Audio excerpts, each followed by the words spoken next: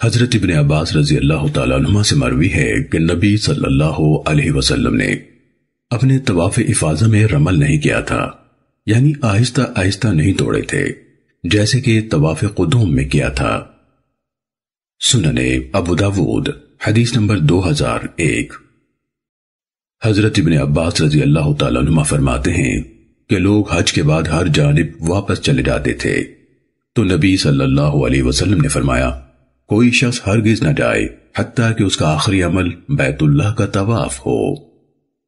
سننے ابو داود حدیث نمبر 2002۔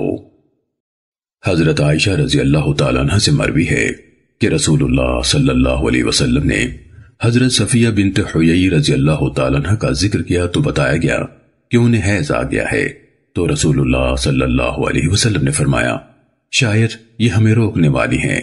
گھر والوں نے کہا انہوں نے طواف افاضہ کر لیا ہے، تو آپ نے فرمایا تب نہیں۔ سننے ابو داود حدیث نمبر 2003۔ حضرت حارث بن عبداللہ بن اوس رضی اللہ تعالیٰ عنہ کہتے ہیں کہ میں حضرت عمر ابن الخطاب رضی اللہ تعالیٰ عنہ کے پاس آیا اور ان سے پوچھا کہ جو عورت قربانی والے دن طواف کر چکی ہو پھر اسے حیض آ جائے تو عمر رضی اللہ تعالیٰ عنہ نے کہا چاہیے کہ اس کا آخری عمل بیت اللہ کا طواف ہو۔ تب حارث نے کہا رسول اللہ صلی اللہ علیہ وسلم نے بھی مجھ سے ایسے ہی فرمایا تھا، تو عمر رضی اللہ تعالیٰ عنہ نے کہا تیرے ہاتھ گر جائیں، مجھ سے وہ بات پوچھتا ہے جو پہلے رسول اللہ صلی اللہ علیہ وسلم سے پوچھ چکا ہے تاکہ میں ان کی مخالفت کروں۔ سننے ابو داود حدیث نمبر 2004۔ حضرت عائشہ رضی اللہ تعالیٰ عنہ بیان کرتی ہیں کہ میں نے تنعیم سے عمرے کا احرام باندھا، پھر حرم میں داخل ہوئی اور اپنا عمرہ پورا کیا، اور رسول اللہ صلی اللہ علیہ وسلم نے وادی ابطح میں میرا انتظار کیا حتیٰ کہ میں فارغ ہو گئی، اور آپ نے لوگوں کو کوچ کرنے کا حکم دیا، اور کہتی ہے کہ رسول اللہ صلی اللہ علیہ وسلم بیت اللہ میں تشریف لائے، اس کا طواف کیا، پھر روانہ ہو گئے۔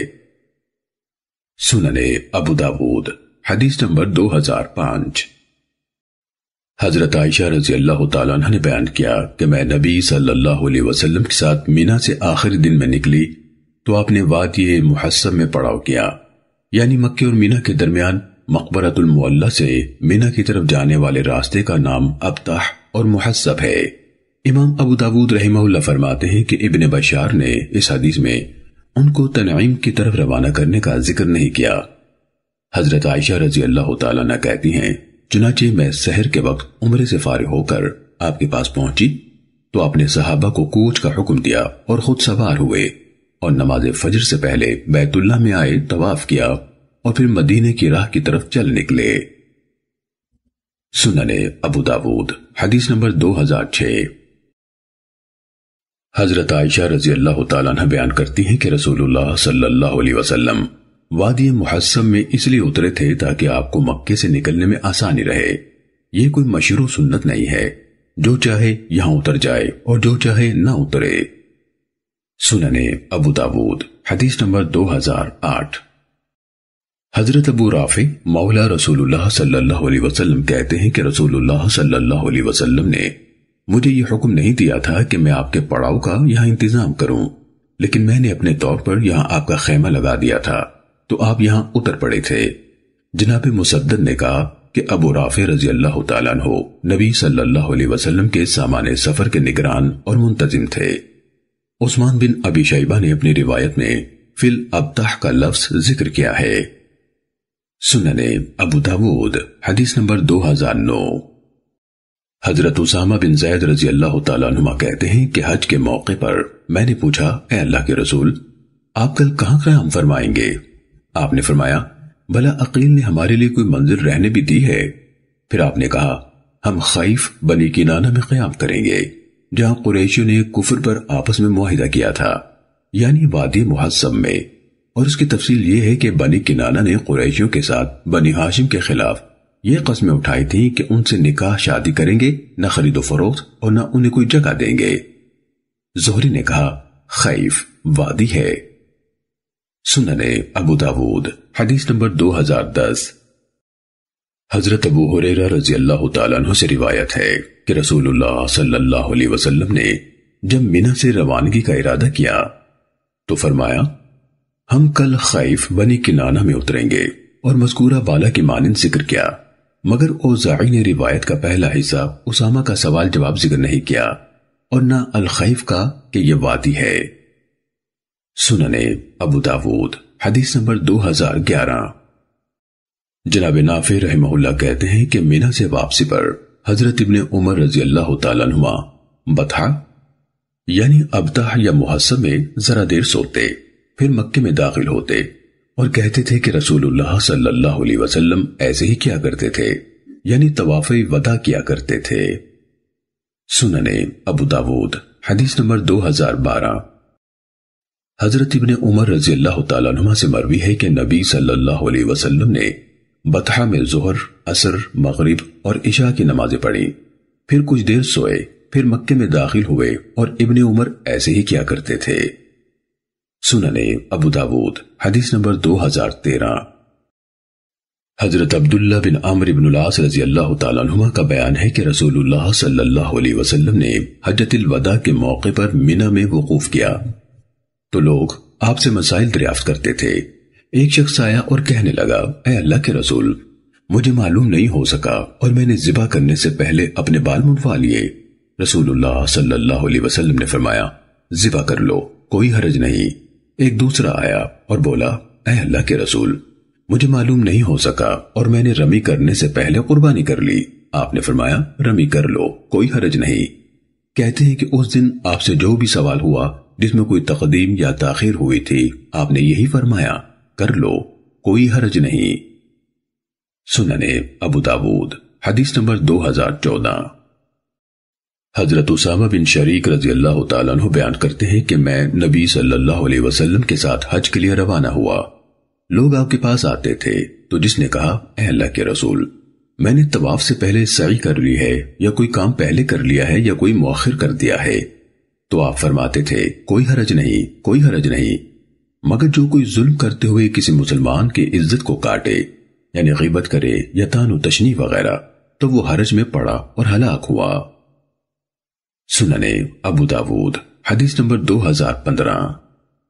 حضرت ابو ہریرہ رضی اللہ تعالیٰ عنہ سے منقول ہے کہ اللہ تعالیٰ نے جب اپنے رسول صلی اللہ علیہ وسلم کے لیے مکہ فتح کرا دیا تو آپ صلی اللہ علیہ وسلم ان یعنی اہل مکہ میں کھڑے ہوئے، اللہ تعالیٰ کی حمد و ثنا بیان کی، پھر فرمایا، بلا شبہ اللہ تعالیٰ نے مکے سے ہاتھی کو روک لیا تھا، مگر اپنے رسول اور مومنین کو اس پر غالب فرما دیا ہے، اور یہ شہر میرے لیے دن کے ایک حصے میں قتال کے لیے حلال کیا گیا ہے، پھر اس کے بعد قیامت تک کے لیے حرام ہے۔ اس کے درخت نہ کاٹے جائیں، اس کا شکار نہ دوڑایا جائے، اور نہ اس کی گری پڑی چیز کو اٹھانا ہے، الا یہ کہ کوئی اس کا اعلان کرے تو اٹھا لے۔ حضرت عباس رضی اللہ تعالیٰ عنہ نے کہا، اے اللہ کے رسول، مگر ازخر گھاس، اس کی اجازت ہو، یہ ہماری قبروں اور گھروں میں استعمال ہوتی ہے، تو رسول اللہ صلی اللہ علیہ وسلم نے فرمایا، مگر ازخر یعنی اس کا کاٹنا مباح ہے۔ امام ابو داود رحمہ اللہ فرماتے ہیں کہ ابن مصفہ نے ولید سے مزید بیان کیا کہ پھر ابو شاہ رضی اللہ تعالیٰ عنہ کھڑے ہوئے جو اہل یمن میں سے تھے اور کہا، اے اللہ کے رسول، مجھے لکھوا دیجئے، تو رسول اللہ صلی اللہ علیہ وسلم نے فرمایا، ابو شاہ کے لیے لکھ دو۔ ولید کہتے ہیں کہ میں نے امام اوزاعی رحمہ اللہ سے دریافت کیا کہ ابو شاہ کے لیے لکھ دو، اس سے کیا مراد ہے؟ انہوں نے کہا، یہی خطبہ جو انہوں نے رسول اللہ صلی اللہ علیہ وسلم سے سنا تھا۔ سننے ابو داود حدیث نمبر 2017۔ حضرت ابن عباس رضی اللہ تعالیٰ عنہما سے اس قصے میں مروی ہے، فرمایا، وَلَا يُخْتَلَ خَلَاهَا یعنی اس کی گھاس نہ کاٹی جائے۔ سننے ابو داود حدیث نمبر 2018۔ حضرت عائشہ رضی اللہ تعالیٰ عنہ سے مروی ہے، کہتی ہے کہ میں نے کہا، اے اللہ کے رسول، کیا ہم آپ کے لیے منی میں گھر نہ بنا دیں یا کہا کوئی عمارت نہ بنا دیں جو آپ کو دھوپ سے بچائے؟ تو آپ نے فرمایا، نہیں، یہ ٹھہرنے کا مقام ہے اور ہر اس شخص کے لیے ہے جو پہلے آ جائے۔ سننے ابو داود حدیث نمبر 2019۔ بکر بن عبداللہ سے روایت ہے کہ ایک شخص نے حضرت ابن عباس رضی اللہ تعالیٰ عنہ سے کہا، اس گھر کے خدام کو کیا ہوا ہے کہ یہ لوگ نبیذ پلاتے ہیں، یعنی کھجور یا کشمش کا شربت، جبکہ ان کے چچا زاد یعنی قریش دودھ، شہد اور ستو پلاتے ہیں، کیا یہ بخیل ہیں یا محتاج؟ تو ابن عباس رضی اللہ تعالیٰ عنہما نے جواب دیا، ہم بخیل ہیں نہ محتاج۔ دراصل جب رسول اللہ صلی اللہ علیہ وسلم اپنی سواری پر تشریف لائے تھے اور ان کے پیچھے حضرت اسامہ بن زید رضی اللہ تعالیٰ عنہما بیٹھے ہوئے تھے تو آپ نے پینے کو کچھ طلب کیا تو انہیں نبیذ پیش کی گئی تھی۔ آپ نے اس میں سے پی اور باقی اسامہ رضی اللہ تعالیٰ عنہ کو دے دی، انہوں نے بھی اس سے پی۔ پھر رسول اللہ صلی اللہ علیہ وسلم نے فرمایا، تم نے بہت خوب کیا، بہت اچھا کیا، سو ایسے ہی کیا کرو۔ چنانچہ رسول اللہ صلی اللہ علیہ وسلم نے جو فرما دیا ہے اس کو ہم بدلنا نہیں چاہتے۔ سننے ابو داود حدیث نمبر 2021۔ حضرت عمر بن عبدالعزیز رحمہ اللہ نے سائب بن یزید سے پوچھا کہ آپ نے مکے میں اقامت کے بارے میں کچھ سنا ہے؟ تو انہوں نے کہا کہ حضرت علا بن حضرمی رضی اللہ تعالیٰ عنہ نے مجھے بتایا کہ میں نے رسول اللہ صلی اللہ علیہ وسلم سے سنا تھا، آپ فرماتے تھے مہاجر لوگ طواف صدر یعنی افاضہ کے بعد 3 دن تک رک سکتے ہیں۔ سننے ابو داود حدیث نمبر 2022۔ حضرت عبداللہ بن عمر رضی اللہ تعالیٰ عنہ کا بیان ہے کہ رسول اللہ صلی اللہ علیہ وسلم اسامہ بن زید، عثمان بن طلحہ الحجبی اور بلال رضی اللہ تعالیٰ عنہم کعبے کے اندر داخل ہوئے اور بلال نے دروازہ بند کر دیا، بس آپ کچھ دیر اندر رہے۔ عبداللہ بن عمر رضی اللہ تعالیٰ عنہ کہتے ہیں کہ میں نے بلال رضی اللہ تعالیٰ عنہ سے ان کے نکلنے پر پوچھا کہ رسول اللہ صلی اللہ علیہ وسلم نے اندر کیا کیا تھا؟ انہوں نے بتایا کہ آپ نے 1 ستون اپنی بائیں جانب کیا اور 2 ستون دائیں جانب اور 3 ستون اپنے پیچھے اور پھر نماز پڑھی، اور بیت اللہ ان دنوں 6 ستونوں پر قائم تھا۔ سننے ابو داود حدیث نمبر 2023۔ امام مالک رحمہ اللہ نے یہ حدیث روایت کی مگر ستونوں کا ذکر نہیں کیا، کہا پھر آپ نے نماز پڑھی۔ آپ صلی اللہ علیہ وسلم اور قبلے کی دیوار کے درمیان 3 ہاتھ کا فاصلہ تھا۔ سننے ابو داود حدیث نمبر 2024۔ حضرت ابن عمر رضی اللہ تعالیٰ عنہما نبی صلی اللہ علیہ وسلم سے نقل کرتے ہیں اور قعنبی کی مذکورہ بالا روایت کی مانند بیان کیا، کہا میں یہ پوچھنا بھول گیا کہ آپ نے کتنی رکعتیں پڑھی۔ سننے ابو داود حدیث نمبر 2025۔ عبد الرحمن بن صفوان کہتے ہیں کہ میں نے حضرت عمر بن الخطاب رضی اللہ تعالیٰ عنہ سے پوچھا کہ رسول اللہ صلی اللہ علیہ وسلم جب کعبے میں داخل ہوئے تو کیا کیا تھا؟ انہوں نے کہا آپ نے 2 رکعتیں پڑھی تھیں۔ سننے ابو داود حدیث نمبر 2026۔ حضرت ابن عباس رضی اللہ تعالیٰ عنہ سے مروی ہے کہ نبی صلی اللہ علیہ وسلم جب مکے میں تشریف لائے تو کعبے کے اندر جانے سے انکار فرما دیا کیونکہ اس کے اندر بت رکھے ہوئے تھے، چنانچہ آپ نے حکم دیا اور انہیں باہر نکال دیا گیا۔ ان میں حضرت ابراہیم و اسماعیل علیہ السلام کی تصویریں بھی تھیں جن کے ہاتھوں میں پانسے یعنی قسمت معلوم کرنے کے تیر دکھلائے گئے تھے۔ تو رسول اللہ صلی اللہ علیہ وسلم نے فرمایا اللہ ان پر لعنت کرے، قسم اللہ کی انہیں خوب علم تھا کہ ان حضرات نے کبھی بھی ان سے پانسے نہیں ڈالے تھے۔ چنانچہ اس کے بعد آپ صلی اللہ علیہ وسلم کعبے میں داخل ہوئے اور اس کے اطراف اور کونوں میں تکبیریں کہیں، پھر آپ نکل آئے اور اندر نماز نہیں پڑھی۔ سننے ابو داود حدیث نمبر 2027۔ حضرت عائشہ رضی اللہ تعالیٰ عنہ بیان کرتی ہیں کہ میں چاہتی تھی کہ کعبے کے اندر داخل ہوں اور اس میں نماز پڑھوں، تو رسول اللہ صلی اللہ علیہ وسلم نے میرا ہاتھ پکڑا اور حجر یعنی حتیم میں داخل کر دیا اور فرمایا جب تم کعبے میں داخل ہونا چاہو تو حجر میں نماز پڑھ لیا کرو، یہ بھی بیت اللہ ہی کا حصہ ہے۔ حقیقت یہ ہے کہ تیری قوم نے تعمیر کعبہ کے وقت اسے قدر پر اکتفا کیا اور اسے تعمیر سے خارج کر دیا تھا۔ سننے ابو داود حدیث نمبر 2028۔ منصور حجبی سے مروی ہے کہ مجھے میرے ماموں مصعب بن شیبہ نے میری والدہ صفیہ بنت شیبہ سے روایت کیا، وہ کہتی ہے کہ میں نے اسلمیہ سے سنا، کہتی تھی کہ میں نے عثمان بن طلحہ الحجبی سے پوچھا کہ رسول اللہ صلی اللہ علیہ وسلم نے جب تمہیں بلایا تھا تو کیا فرمایا تھا؟ انہوں نے کہا آپ نے فرمایا تھا میں تجھے یہ کہنا بھول گیا تھا کہ 2 سینگوں کو ڈھانپ دو، بیت اللہ میں کوئی ایسی چیز نہیں ہونی چاہیے جو نمازی کو مشغول کرنے والی ہو۔ ابن سرح نے اپنی سند میں حدثنی خالی کے بعد مصعفی بن شیبہ کے نام کی تصریح کی ہے۔ سنن ابو داود حدیث نمبر 2030۔ حضرت ابو ہریرہ رضی اللہ تعالیٰ عنہ سے روایت ہے کہ نبی صلی اللہ علیہ وسلم نے فرمایا، پالان نہ کسے جائیں مگر 3 مساجد کی طرف، یعنی مسجد حرام یعنی بیت اللہ، میری یہ مسجد یعنی مسجد نبوی اور مسجد اقصی کی طرف۔ سنن ابو داود حدیث نمبر 2033۔ حضرت علی رضی اللہ تعالیٰ عنہ نے بیان کیا کہ ہم نے رسول اللہ صلی اللہ علیہ وسلم سے کچھ نہیں لکھا ہے سوائے قرآن کریم کے اور جو اس صحیفے میں ہے۔ رسول اللہ صلی اللہ علیہ وسلم نے فرمایا ہے، مدینہ منورہ آئر یعنی ایر اور سور 2 پہاڑوں کے مابین حرم ہے، تو جو یہاں کوئی بدعت نکالے یا کسی بدعتی کو جگہ دے اس پر اللہ، فرشتوں اور سب لوگوں کی لعنت ہو۔ اس کا فرض اور نفل کچھ قبول نہیں ہوگا۔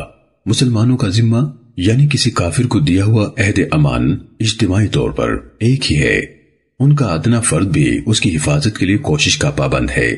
جس نے کسی مسلمان کے دیے ہوئے عہد امان کو توڑا تو اس پر اللہ، فرشتوں اور سب لوگوں کی لعنت ہے۔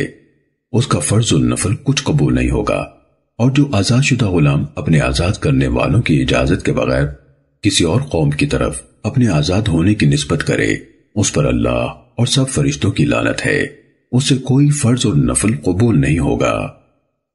سنن ابو داود حدیث نمبر 2034۔ حضرت عبداللہ بن عمر رضی اللہ تعالیٰ عنہ کا بیان ہے کہ رسول اللہ صلی اللہ علیہ وسلم قباء تشریف لے جایا کرتے تھے، کبھی پیدل اور کبھی سوار ہو کر۔ ابن نمیر نے مزید کہا اور مسجد میں 2 رکعتیں پڑھا کرتے تھے۔ سنن ابو داود حدیث نمبر 2040۔ حضرت ابو ہریرہ رضی اللہ تعالیٰ عنہ سے مروی ہے، رسول اللہ صلی اللہ علیہ وسلم نے فرمایا، اپنے گھروں کو قبرستان مت بناؤ اور نہ میری قبر کو عید یعنی میلہ گاہ بناؤ اور مجھ پر درود پڑھو۔ تم جہاں کہیں بھی ہوگے تمہارا درود مجھ کو پہنچ جائے گا۔ سنن ابو داود حدیث نمبر 2042۔ ربیہ بن حدیر کہتے ہیں کہ میں نے حضرت طلحہ بن عبید اللہ رضی اللہ تعالیٰ عنہ کو کبھی حدیث رسول بیان کرتے نہیں سنا مگر ایک حدیث۔ شاگرد نے کہا، میں نے پوچھا وہ کون سی؟ طلحہ نے کہا، ہم رسول اللہ صلی اللہ علیہ وسلم کے ساتھ نکلے، ہم شہداء کی قبروں کا قصد کیے ہوئے تھے، حتیٰ کہ ہم حرہ واقم پر چڑھ گئے۔ جب اس سے نیچے اترے تو وہاں ایک جانب میں قبریں تھیں۔ ہم نے کہا، اے اللہ کے رسول، کیا ہمارے بھائیوں کی قبریں یہی ہیں؟ آپ نے فرمایا، یہ ہمارے اصحاب کی قبریں ہیں۔ پھر جب ہم شہداء کی قبروں پر پہنچ گئے تو فرمایا، یہ ہمارے بھائیوں کی قبریں ہیں۔ سنن ابو داود حدیث نمبر 2043۔ حضرت عبداللہ بن عمر رضی اللہ تعالیٰ عنہ سے مروی ہے کہ رسول اللہ صلی اللہ علیہ وسلم نے ذوالحلیفہ کے قریب بطحہ یعنی کھلے میدان میں اپنی اونٹنی بٹھائی اور وہاں نماز پڑھی۔ چنانچہ عبداللہ بن عمر رضی اللہ تعالیٰ عنہ اس پر عمل کیا کرتے تھے۔ درج اثر میں اس کی وضاحت ہے۔ سنن ابو داود حدیث نمبر 2044۔ امام مالک رحمہ اللہ نے بیان کیا، مدینہ واپس لوٹنے والے کو لائق نہیں کہ مقام معرس یعنی بطحہ مسجد ذی الحلیفہ سے ویسے ہی گزر جائے، بلکہ چاہیے کہ جس قدر دل چاہے نماز پڑھے، کیونکہ مجھے یہ خبر پہنچی ہے کہ رسول اللہ صلی اللہ علیہ وسلم رات کے آخری حصے میں یہاں اترے تھے۔ امام ابو داود رحمہ اللہ فرماتے ہیں کہ میں نے محمد بن اسحاق مدنی سے سنا تھا کہ معرس مدینے سے 6 میل کے فاصلے پر ہے۔ الف حضرت ابن عمر رضی اللہ تعالیٰ عنہ بیان کرتے ہیں کہ رسول اللہ صلی اللہ علیہ وسلم جب مکے سے مدینے واپس آتے تو مقام معرس میں رات گزارتے حتیٰ کہ صبح کو روانہ ہوتے۔ سنن ابو داود حدیث نمبر 2045۔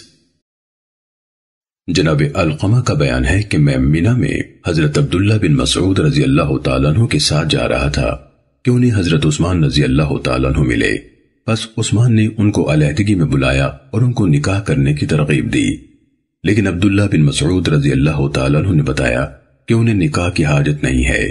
تب عبداللہ نے مجھ سے کہا، علقمہ ادھر آؤ۔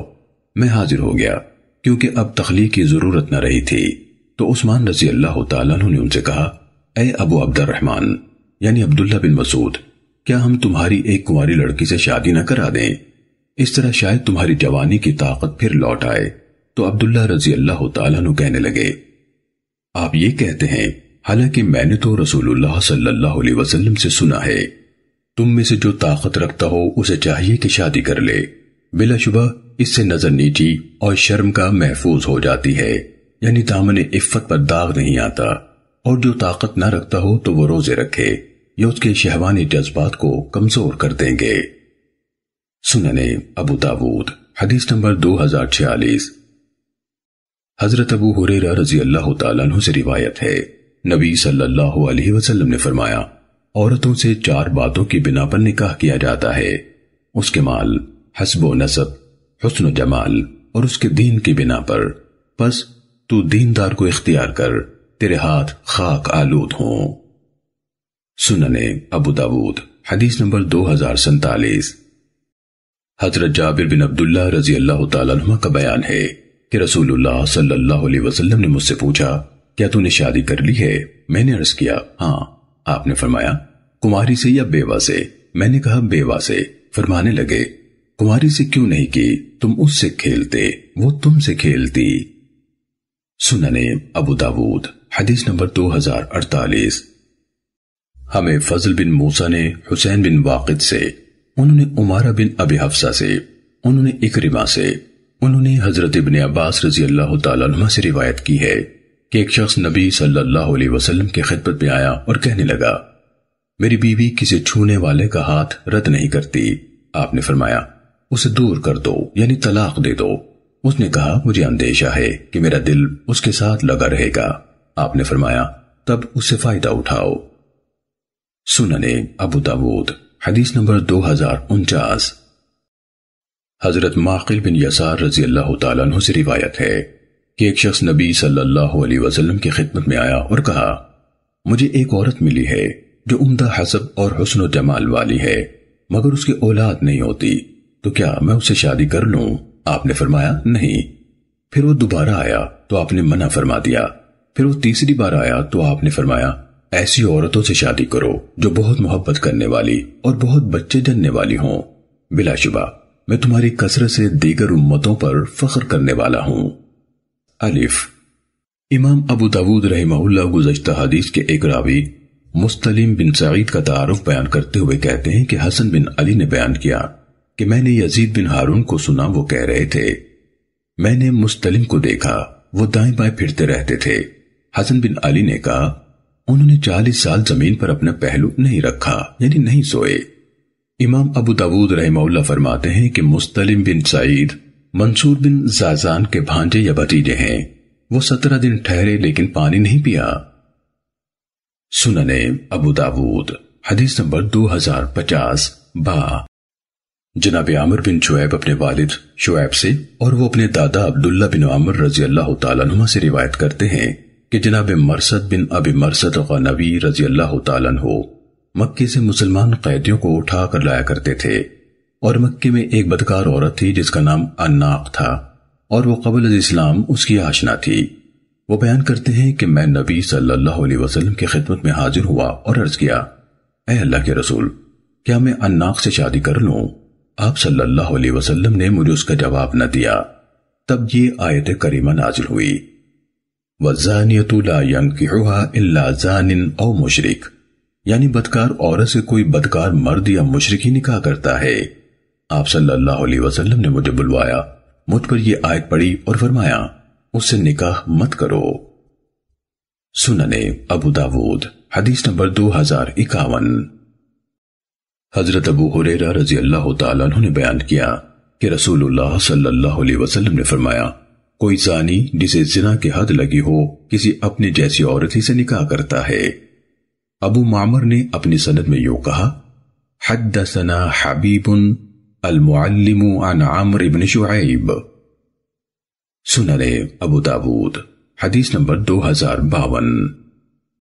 حضرت ابو موسیٰ رضی اللہ تعالیٰ عنہ نے بیان کیا کہ رسول اللہ صلی اللہ علیہ وسلم نے فرمایا، جو شخص اپنی لونڈی کو آزاد کر کے خود ہی اسے نکاح کر لے، تو ایسے شخص کے لیے دوہرا اجر ہے۔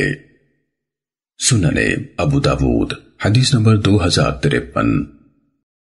حضرت انس بن مالک رضی اللہ تعالیٰ عنہ سے منقول ہے کہ نبی صلی اللہ علیہ وسلم نے صفیہ رضی اللہ تعالیٰ عنہ کو آزاد فرمایا اور پھر اپنے حرم میں داخل ہونے کا شرف بخشا اور ان کے آزاد کرنے ہی کو ان کا حق مہر ٹھہرایا۔ سنن ابو داود حدیث نمبر 2054۔ ام المومنین حضرت عائشہ رضی اللہ تعالیٰ عنہ بیان کرتی ہیں رسول اللہ صلی اللہ علیہ وسلم نے فرمایا رضاعت کی بنا پر وہ تمام رشتے حرام ہو جاتے ہیں جو ولادت کے تعلق سے حرام ہیں۔ سنن ابو داود حدیث نمبر 2055۔ ام المومنین حضرت ام سلمہ رضی اللہ تعالیٰ عنہ سے مروی ہے کہ ام المومنین حضرت ام حبیبہ رضی اللہ تعالیٰ عنہ نے کہا اے اللہ کے رسول کیا آپ میری بہن میں راغب ہیں؟ آپ نے فرمایا تو کیا کروں؟ کہنے لگی کہ آپ اس سے نکاح کر لیں۔ آپ نے فرمایا تیری بہن سے؟ بولی ہاں۔ آپ نے کہا کیا تمہیں یہ پسند ہے؟ کہنے لگی میں کوئی آپ کے پاس اکیلی تو نہیں ہوں اور اس شراکت میں مجھے یہ زیادہ پسند ہے کہ میری بہن اس خیر میں میرے حصے دار بنے۔ آپ نے فرمایا یہ میرے لیے حلال نہیں ہے۔ وہ کہنے لگی قسم اللہ کی مجھے بتایا گیا ہے کہ آپ نے درہ یا زرہ حدیث کے راوی زہیر کو شک ہے دختر ابو سلمہ کے لیے پیغام بھجوایا ہے۔ آپ نے کہا ام سلمہ کی بیٹی کے لیے؟ کہنے لگی ہاں۔ آپ نے فرمایا قسم اللہ کی وہ اگر میری ربیبہ نہ بھی ہوتی جو کہ میری پرورش میں ہے تو بھی میرے لیے حلال نہ ہو سکتی تھی کیونکہ وہ میرے دودھ کے بھائی کی بیٹی یعنی رضائی بھتیجی ہے۔ مجھے اور اس کے والد یعنی ابو سلمہ کو سویبہ نے دودھ پلایا تھا، سو مجھے اپنی بیٹیوں اور بہنوں کی پیشکش مت کرو۔ سنن ابو داود حدیث نمبر 2056۔ حضرت عائشہ رضی اللہ تعالیٰ عنہ کا بیان ہے کہ افلاح بن ابی القویس میرے ہاں آئے تو میں نے ان سے پردہ کیا۔ انہوں نے کہا مجھ سے پردہ کرتی ہو حالانکہ میں تمہارا چچا ہوں؟ کہتی ہے میں نے کہا کہاں سے؟ انہوں نے کہا تم کو میری بھاوج نے دودھ پلایا ہے۔ کہنے لگی مجھے تو عورت نے دودھ پلایا ہے مرد نے نہیں۔ چنانچہ رسول اللہ صلی اللہ علیہ وسلم میرے ہاں تشریف لائے تو میں نے آپ کو یہ بات بتائی۔ آپ نے فرمایا بلا شبہ وہ تمہارا چچا ہے، تمہارے پاس آ سکتا ہے۔ سنن ابو داود حدیث نمبر 2057۔ حضرت عائشہ رضی اللہ تعالیٰ عنہ سے روایت ہے کہ رسول اللہ صلی اللہ علیہ وسلم ان کے ہاں آئے تو دیکھا کہ ان کے پاس ایک آدمی بیٹھا ہے۔ بروایت حفص آپ صلی اللہ علیہ وسلم کو یہ کیفیت ناگوار گزری اور آپ کا چہرہ بدل گیا۔ حفص اور محمد بن کثیر دونوں کی متفقہ روایت ہے کہ حضرت عائشہ رضی اللہ تعالیٰ عنہ نے وضاحت کرتے ہوئے کہا اے اللہ کے رسول یہ میرا رضائی بھائی ہے۔ تو آپ صلی اللہ علیہ وسلم نے فرمایا ذرا غور کر لیا کرو تمہارے بھائی کون ہے؟ رضاعت وہی معتبر ہے جو بھوک کی بنا پر ہو۔ سنن ابو داود حدیث نمبر 2058۔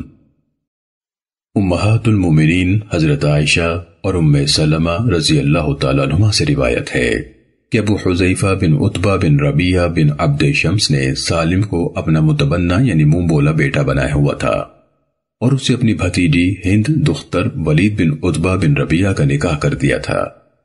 وہ ایک انصاری خاتون کا آزاد کردہ غلام تھا، جیسے کہ رسول اللہ صلی اللہ علیہ وسلم نے زید رضی اللہ تعالیٰ عنہ کو اپنا متبنہ بنایا تھا، اور جاہلیت کا یہ دستور تھا کہ جسے کوئی اپنا متبنہ بنا لیتا تو لوگ اس کو اسی کی نسبت سے پکارا کرتے تھے اور وہ یعنی اپنے منہ بولے باپ کا وارث بھی بنتا تھا، حتیٰ کہ اللہ عز و جل نے اس بارے میں یہ حکم نازل فرمایا ادعوہم لآبائہم هو اقسط عند اللہ فَإِن لَمْ تَعْلَمُوا آبَاءَهُمْ فَإِخْوَانُكُمْ فِي الدِّينِ وَمَوَالِيكُمْ۔ انہیں ان کے حقیقی باپوں کی نسبت سے پکارا کرو، اگر وہ معلوم نہ ہو تو یہ تمہارے دینی بھائی اور مولا ہے۔ چنانچہ انہیں ان کے باپوں کی طرف لوٹا دیا گیا، اور جس کا باپ معلوم نہ ہوا وہ مولا اور دینی بھائی کہلانے لگا۔ الغرض ابو حذیفہ رضی اللہ تعالیٰ عنہ کی بیوی سہلہ بنت سہیل بن عمرو قرشی عابری رسول اللہ صلی اللہ علیہ وسلم کی خدمت میں آئی اور کہنے لگی اے اللہ کے رسول ہم سالم کو اپنا بیٹا ہی سمجھتے رہے ہیں، یہ میرے اور ابو حذیفہ کے ساتھ ایک ہی گھر میں رہتا رہا ہے، اور مجھے گھر میں عام حالت میں ایک کپڑے میں دیکھتا رہا ہے، یعنی کبھی سر کھلا تو کبھی پنڈلیاں بھی کھل گئیں وغیرہ۔ اور اللہ عز و جل نے ایسے لوگوں کے بارے میں جو حکم نازل فرمایا ہے وہ آپ جانتے ہی ہیں۔ آپ اس صورت میں کیا فرماتے ہیں؟ نبی صلی اللہ علیہ وسلم نے اس سے کہا اس کو اپنا دودھ پلا دو۔ چنانچہ اس نے اس کو 5 رضے یعنی 5 بار دودھ پلا دیا، اور وہ اس طرح اس کے رضائی بیٹے کی طرح ہو گیا۔ سو حضرت عائشہ رضی اللہ تعالیٰ عنہ اس واقعے کی بنا پر اپنی بھانجیوں اور بھتیجوں سے کہا کرتی تھی کہ فلاں کو 5 رضے یعنی 5 بار دودھ پلا دو، جس کے بارے میں حضرت عائشہ رضی اللہ تعالیٰ عنہ کی خواہش ہوتی کہ وہ ان کو دیکھ سکے اور ان کے سامنے آ سکے، خواہ وہ بڑی عمر کا بھی ہوتا۔ چنانچہ وہ اس کے بعد ان کے سامنے آ جایا کرتا تھا اور یہ اسے پردہ نہ کرتی، مگر ام سلمہ رضی اللہ تعالیٰ عنہ اور دیگر تمام امہات المومنین نے اس کو قبول نہیں کیا کہ ایسی رضاعت کی بنا پر کوئی شخص ان کے سامنے آئے اور وہ اسے پردہ نہ کرے، الا یہ کہ اس نے پالنے میں 2 سال کی عمر کے دوران میں دودھ پیا ہوتا۔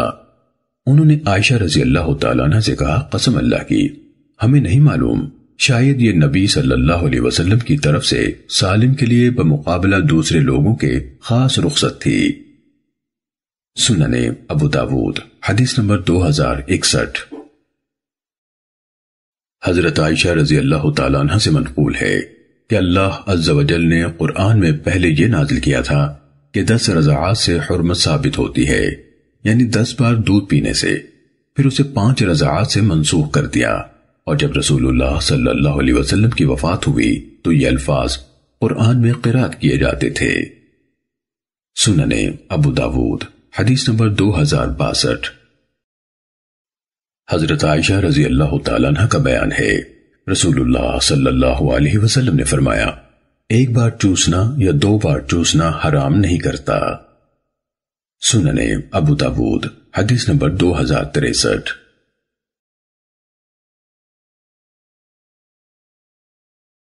حضرت ابو ہریرہ رضی اللہ تعالیٰ عنہ نے بیان کیا رسول اللہ صلی اللہ علیہ وسلم نے فرمایا نہ نکاح کی جائے کوئی عورت اس کی پھوپھی پر، نہ پھوپھی اس کی بھتیجی پر، اور نہ نکاح کی جائے کوئی عورت اس کی خالہ پر، نہ خالہ اس کی بھانجی پر، نہ نکاح کی جائے بڑی چھوٹی پر اور نہ چھوٹی بڑی پر۔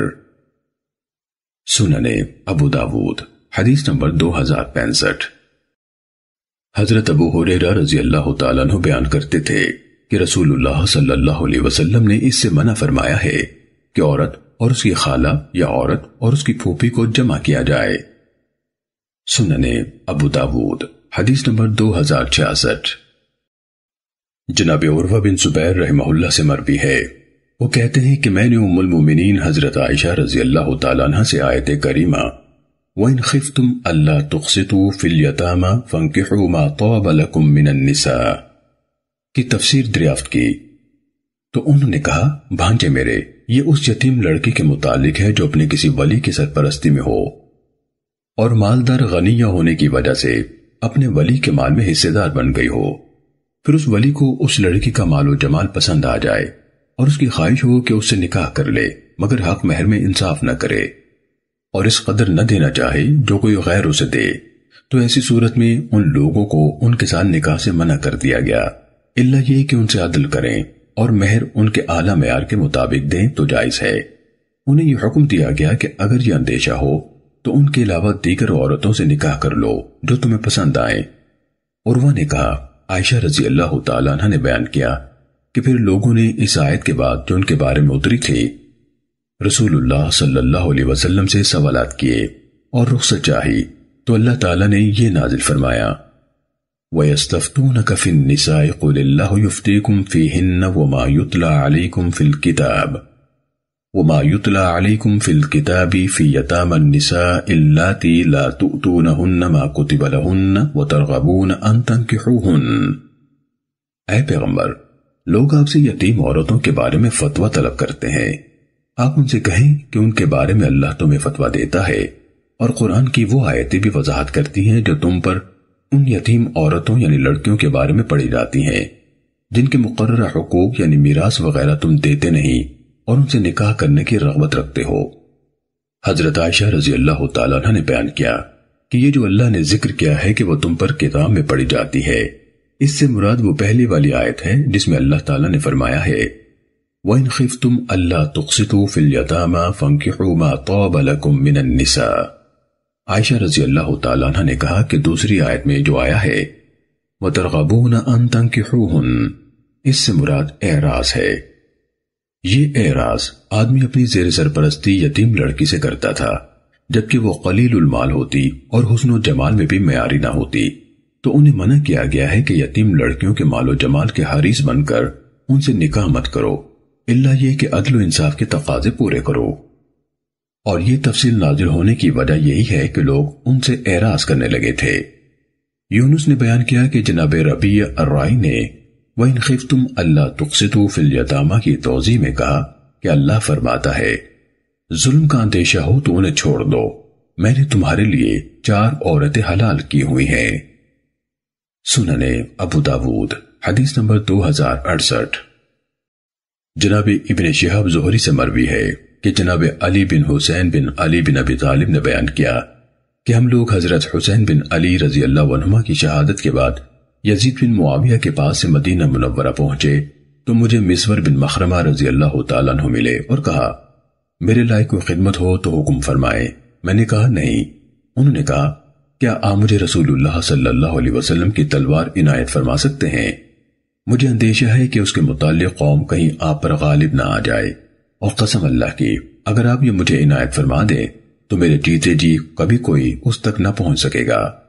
رسول اللہ صلی اللہ علیہ وسلم کی عزت اور آپ کی عطرت کی حفاظت اور دفاع ہم پر لازم ہے۔ اس سلسلے کا ایک واقعہ یہ ہے کہ حضرت علی بن ابی طالب رضی اللہ تعالیٰ عنہ نے فاطمہ رضی اللہ تعالیٰ عنہ کے ہوتے ہوئے ابو جہل کی بیٹی کو شادی کا پیغام بھیج دیا۔ میں نے اس سلسلے میں رسول اللہ صلی اللہ علیہ وسلم کو منبر پر خطبہ دیتے ہوئے سنا، جبکہ میں ان دنوں بالغ تھا۔ آپ صلی اللہ علیہ وسلم نے فرمایا فاطمہ مجھ سے ہے اور مجھے فکر ہے کہ کہیں اس کے دین میں کوئی امتحان نہ آ جائے۔ پھر آپ نے بنی عبد شمس یعنی بنی امیہ میں سے اپنے داماد حضرت ابو العاص بن ربیع رضی اللہ تعالیٰ عنہ کا ذکر کیا اور ان کی مدح فرمائی اور خوب فرمائی۔ آپ نے فرمایا اس نے مجھ سے بات کی تو سچی کی، وعدہ کیا تو پورا کیا۔ میں کسی حلال کو حرام یا حرام کو حلال نہیں کرتا، لیکن قسم اللہ کی، اللہ کے رسول کی بیٹی اور اللہ کے دشمن کی بیٹی کبھی بھی ایک جگہ جمع نہیں ہو سکتی۔ سنن ابو داود حدیث نمبر 2069۔ معمر نے زہری سے بواسطہ عروہ روایت کیا اور دوسری سند میں ایوب سے بواسطہ ابن ابی ملیکہ اسی طرح بیان کیا، البتہ اس روایت میں یہ اضافہ کیا کہ حضرت علی رضی اللہ تعالیٰ عنہ اس دوسرے نکاح سے خاموش ہو گئے۔ سنن ابو داود حدیث نمبر 2070۔ جناب مسور بن مخرمہ رضی اللہ تعالیٰ عنہ بیان کرتے ہیں کہ میں نے رسول اللہ صلی اللہ علیہ وسلم کو سنا، آپ منبر پر کھڑے ارشاد فرما رہے تھے بنی ہشام بن مغیرہ نے اجازت چاہی کہ علی بن ابی طالب کو اپنی بیٹی بیاہ دیں تو میں اس کی اجازت نہیں دیتا، پھر اجازت نہیں دیتا، پھر اجازت نہیں دیتا۔ ہاں اگر ابن ابی طالب چاہے تو میری بیٹی کو طلاق دے دے اور ان کی لڑکی سے نکاح کر لے، بلا شبہ میری صاحبزادی میرے دل کا ٹکڑا ہے، مجھے برا لگتا ہے جو اسے برا لگے اور مجھے اذیت ہوتی ہے اس سے جس سے اس کو اذیت ہو۔ احمد بن یونس کی سند میں اخبرنا کا سیغہ استعمال ہوا ہے۔ سنن ابو داود حدیث نمبر 2071۔ ربی بن صبرہ اپنے والد سے روایت کرتے ہیں کہ رسول اللہ صلی اللہ علیہ وسلم نے عورتوں سے مدع کرنے کو حرام فرما دیا ہے۔ سنن ابو داود حدیث نمبر 2073۔ جناب نافع رحمہ اللہ حضرت ابن عمر رضی اللہ تعالیٰ عنہ سے روایت کرتے ہیں رسول اللہ صلی اللہ علیہ وسلم نے نکاح شغار سے منع فرمایا ہے۔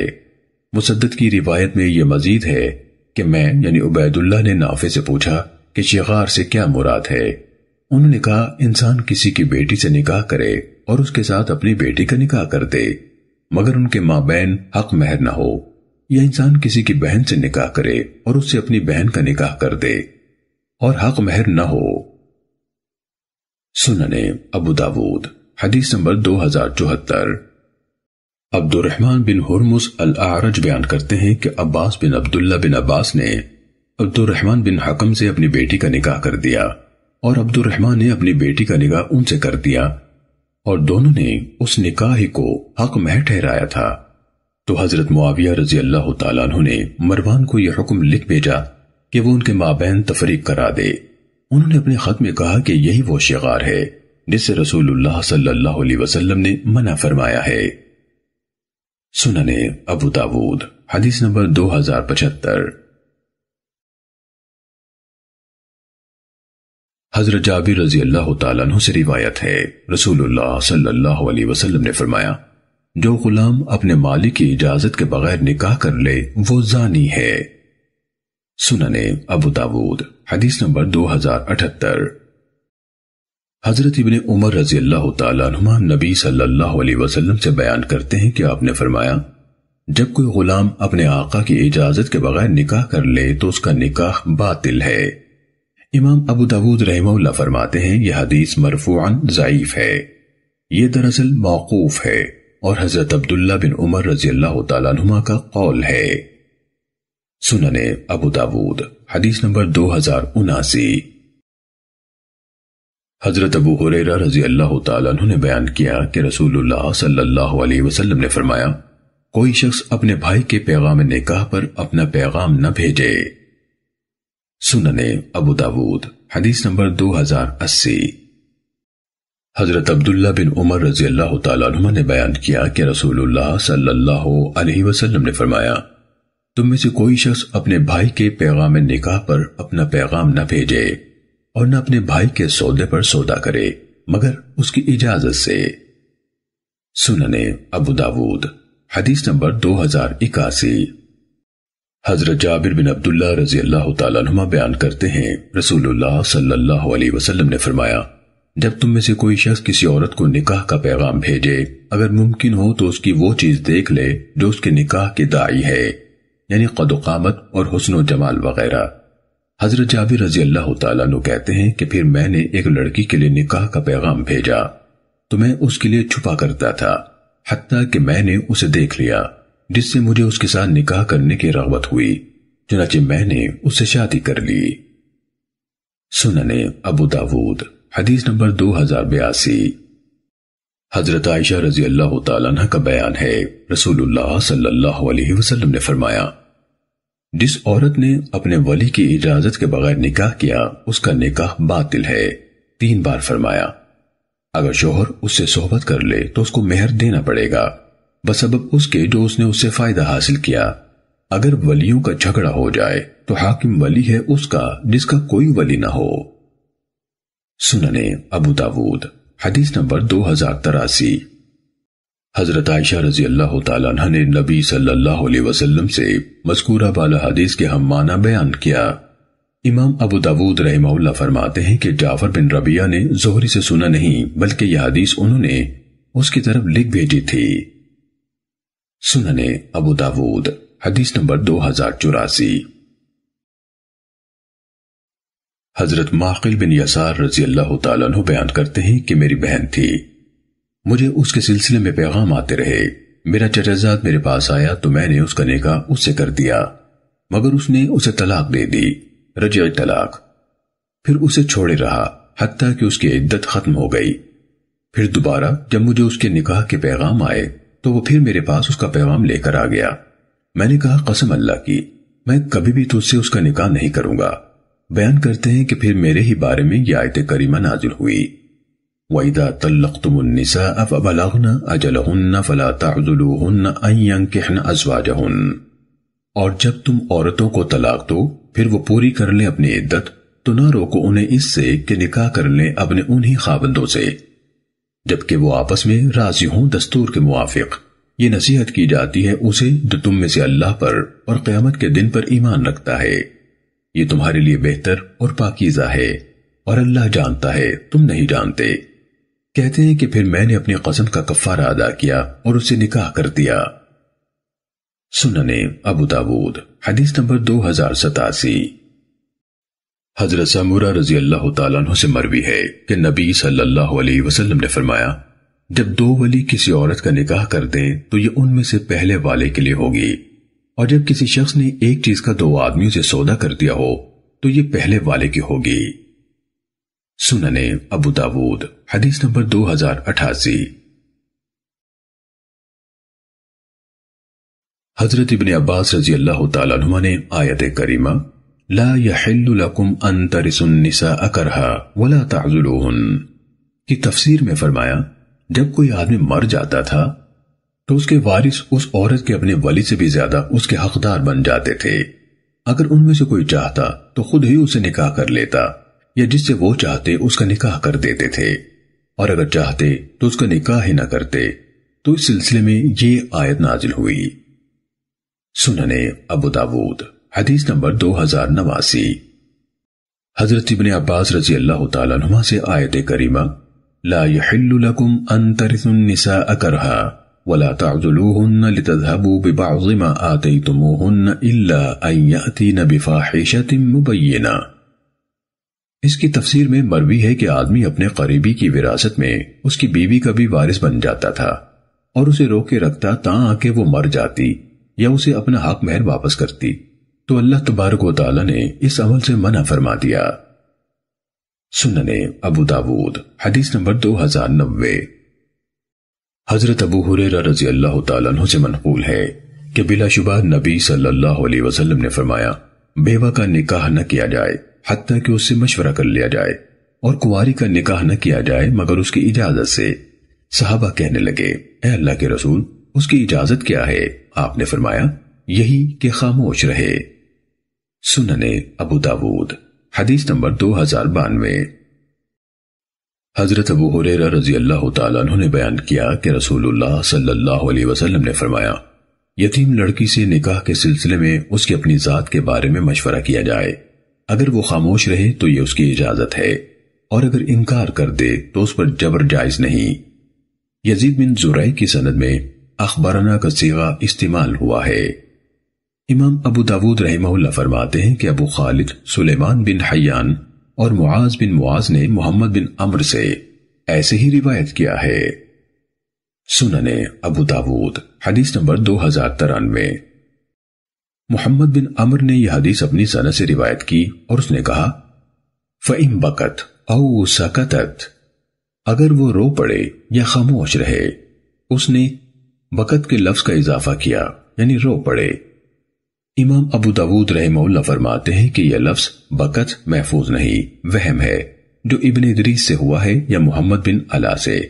امام ابو داود رحمہ اللہ فرماتے ہیں کہ اس حدیث کو ابو عامر زکوان نے حضرت عائشہ رضی اللہ تعالیٰ عنہ سے روایت کیا۔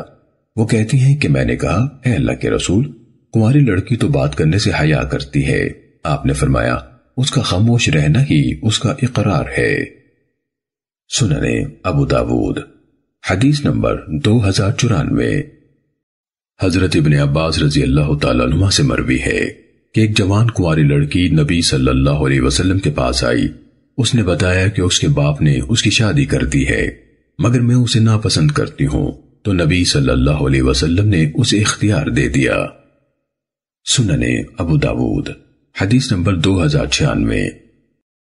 اکرمہ نبی صلی اللہ علیہ وسلم سے یہی روایت بیان کرتے ہیں۔ امام ابو داود رحمہ اللہ نے کہا کہ اکرمہ نے ابن عباس رضی اللہ عنہما کا نام ذکر نہیں کیا، اور محدثین کے ہاں اس روایت کو اسی طرح مرسل روایت کرنا ہی معروف ہے۔ سنن ابو داود حدیث نمبر 2097۔ حضرت ابن عباس رضی اللہ تعالیٰ عنہ سے مروی ہے کہ رسول اللہ صلی اللہ علیہ وسلم نے فرمایا، بیوہ اپنی ذات کے بارے میں اپنے ولی کی بنسبت زیادہ حقدار ہے، اور کنواری سے بھی اس کے اپنے بارے میں مشورہ کیا جائے۔ اس کی اجازت اس کی خاموشی ہے، اور یہ لفظ قعنبی یعنی عبداللہ بن مسلمہ کے ہیں۔ سنن ابو داود حدیث نمبر 2098۔ عبداللہ بن فضل نے اپنی سند سے اور مذکورہ والا حدیث کے ہم معنی روایت کیا اور کہا، بیوہ اپنے ولی کی بنسبت اپنے بارے میں زیادہ حقدار ہے، اور کنواری سے اس کا باپ مشورہ کرے۔ امام ابو داود رحمہ اللہ فرماتے ہیں، ابوہا اس کا باپ کا لفظ محفوظ نہیں۔ سنن ابو داود حدیث نمبر 2099۔ حضرت ابن عباس رضی اللہ تعالیٰ عنہ سے مروی ہے، رسول اللہ صلی اللہ علیہ وسلم نے فرمایا، ولی کو بیوہ کے معاملے میں کوئی دخل حاصل نہیں ہے، اور یتیم لڑکی سے مشورہ کیا جائے اور اس کی خاموشی اس کا اقرار ہے۔ سنن ابو داود حدیث نمبر 2100۔